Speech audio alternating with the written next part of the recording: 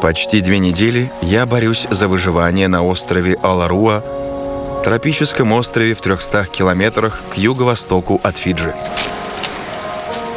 Я борюсь и все пробую на собственной шкуре. До меня такого еще никто не делал. Костер удачно дополнил мое пещерное жилье на западном берегу.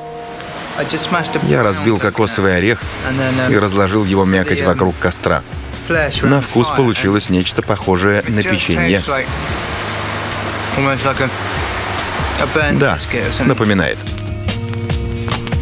Но мне нельзя терять бдительность. Я должен здесь прожить еще 47 дней, а впереди сезон дождей. Чтобы его пережить, нам с моим дорогим костром нужно обрести убежище понадежнее.